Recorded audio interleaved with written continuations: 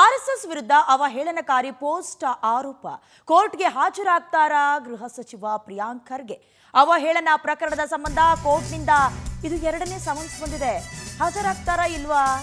ಇದು ಬಹಳಷ್ಟು ಕುತೂಹಲ ಮೂಡಿಸ್ತಿರೋದು. ಯಾಕಂದ್ರೆ ಆರ್ಎಸ್ಎಸ್ಗೆ ಸಂಬಂಧಪಟ್ಟ ಹಾಗೆ ಬಹಳಷ್ಟು ಬಾರಿ ನಾಲ್ಗೆ ಹರಿಬಿಡೋದು, ಪೋಸ್ಟ್ಗಳನ್ನು ಶೇರ್ ಮಾಡೋದೆಲ್ಲ ಮಾಡಿದ್ರು. ಹಾಗಾಗಿ ದೂರು ದಾಖಲಾಗಿತ್ತು. ತೇಜಸ್ ಗೌಡ ಅನ್ನುವರು ದೂರು ದಾಖಲಿಸಿದ್ರು.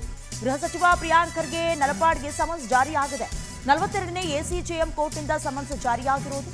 ಸಮನ್ಸ್ ಜಾರಿ ಮಾಡಿ ಆದೇಶ ಹೊರಡಿಸಲಾಗಿದೆ. ಇಂದು ಖುದ್ದು ಕೋರ್ಟ್ಗೆ ಹಾಜರಾಗುವಂತೆ ಸಮನ್ಸ್ ಜಾರಿಯಾಗಿರುವುದು. ಕಾರ್ಯಕರ್ತ ತೇಜಸ್ ಗೌಡ ದಾಖಲು ಮಾಡ್ತಾರೆ ಖಾಸಗಿ ದೂರನ್ನ. ಅದಾದ ನಂತರದಲ್ಲಿ ನಲಪಾಡ್ ಕೂಡ ಇಂಟರ್ವ್ಯೂ ಒಂದರಲ್ಲಿ ಮಾತನಾಡಿರ್ತಾರೆ. ಈ ಹಿಂದೆ ಖುದ್ದು ಹಾಜರಿಗೆ ಸಮನ್ಸ್ ನೀಡಿತ್ತು, ಆದರೆ ಅವರು ಪೊಲೀಸ್ ಮಾಹಿತಿಯನ್ನ ಕೋರ್ಟ್ ಒಪ್ಪಿರಲಿಲ್ಲ. ಅದಾದ ನಂತರ ಎರಡನೇ ಬಾರಿಗೆ ಇಬ್ಬರಿಗೂ ಕೂಡ ಸಮನ್ಸ್ ಜಾರಿಯಾಗಿದೆ. ಜನಪ್ರತಿನಿಧಿಗಳ ವಿಶೇಷ ನ್ಯಾಯಾಲಯದಿಂದ ಹೋಗ್ತಾರಾ ಅಥವಾ ಇಲ್ವಾ, ಇದು ಬಹಳಷ್ಟು ಕುತೂಹಲವನ್ನು ಕೆರಳಿಸ್ತಾ ಇದೆ.